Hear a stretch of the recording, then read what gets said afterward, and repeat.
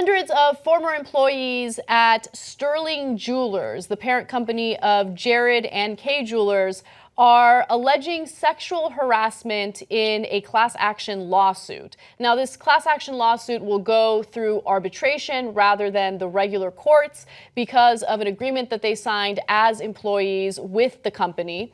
However, the details of this story are pretty insane, especially when you consider how long these alleged situations were taking place within the company, and also how many victims or witnesses are involved. Now, declarations from roughly 250 women and men who worked at Sterling, filed as part of a private class action arbitration case, allege that female employees at the company throughout the late 1990s and 2000s were routinely groped, demeaned, and urged to sexually cater to their bosses to stay employed. Now, this lawsuit was actually filed back in 2008.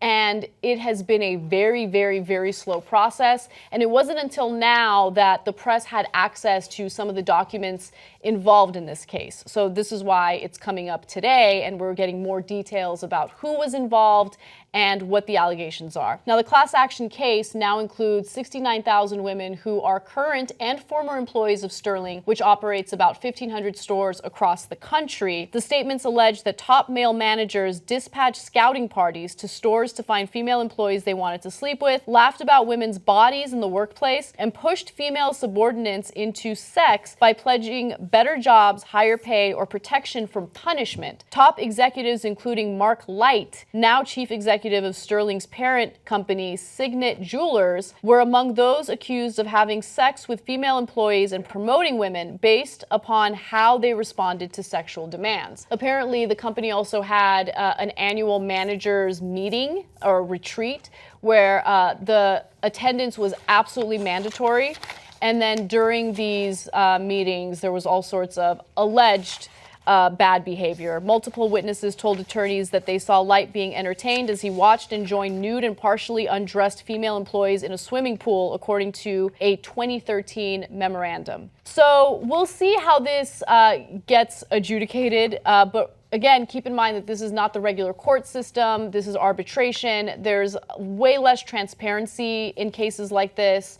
And also, even though the outcome is legally binding, it's just not done the same way that we're used to when it comes to regular court cases. But I mean, there are a lot of people involved with a lot of very detailed allegations, and it's crazy. And we're probably also never going to see a lot of the testimony because big companies like this, it's really common that you would have workers sign mandatory arbitration clauses, basically saying that if you do have some sort of a complaint to file, that you have to settle it out of the court system.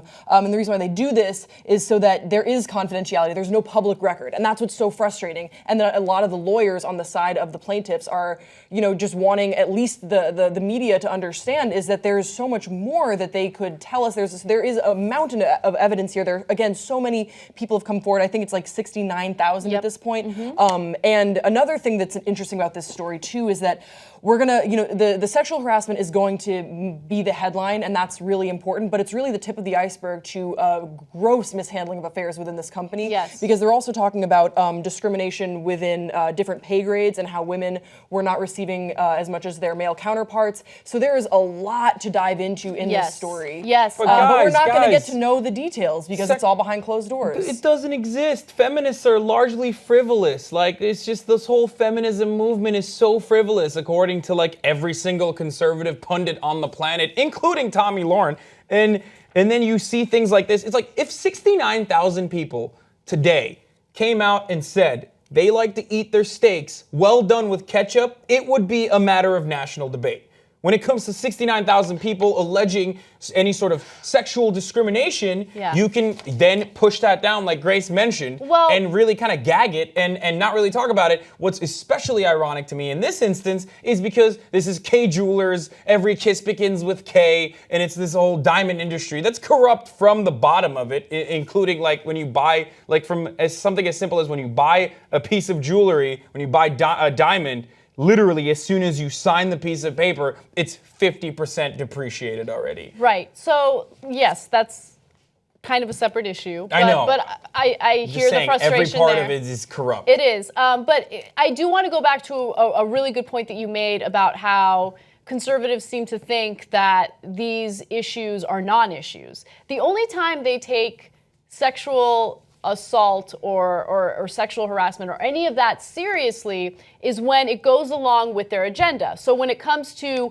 barring transgender individuals from using bathrooms that they identify with, oh, we got to protect the women, we got to protect the women, protect the women. But when it comes to rape or sexual assault on college campuses, when it comes to this type of behavior within companies, when it comes to things like the Violence Against Women Act, which would protect women against domestic violence, they're not in favor of things like that. But when it's convenient to their bigotry, then all of a sudden they'll use women as props to and get also their point make across. up facts and incorrectly use the whole Right. transgender women are more likely to be involved in sexual assault crimes when in fact they're actually the victims and not the perpetrators, which is one of the grossest things you can do, honestly. It's like saying Catholic priests are more likely to be involved in sexual molestation charges and making it seem like they are the victims instead of the perpetrators. Yeah. It's Furthermore, to your point, Anna, about not protecting the women here and, they want to just muddy the water a little bit. The lead arbitrator on the case, Kathleen Roberts, has said that, quote, for the most part, Sterling has not sought to refute this evidence. Right. So there is a mountain of evidence that Sterling, I guess ostensibly we can think, does not refute. They think, yeah, there is definitely something here. There is some merit to this.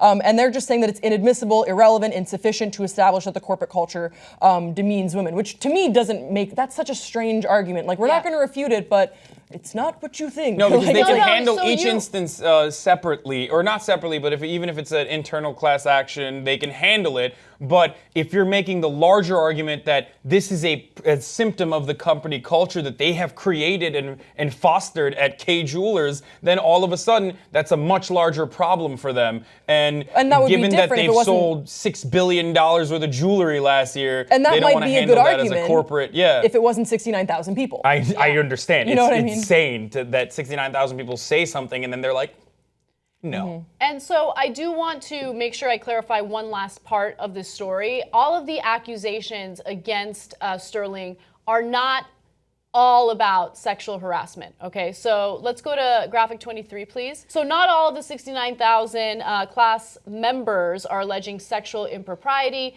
Many are accusing Sterling of wage violations, arguing women were systematically paid less than men and passed over for promotions given to less experienced male colleagues. So it's just this culture of misogyny that 69,000 employees, both former and current employees, are alleging against this company. And we'll see how it all goes down, but I do like that Grace pointed out the fact that Sterling has yet to refute any of these allegations with any evidence, and they're just denying that they have a culture of misogyny. That's it. That's all we've heard from them so far. Fix the media. Be the media. Come join us. TYTnetwork.com/join.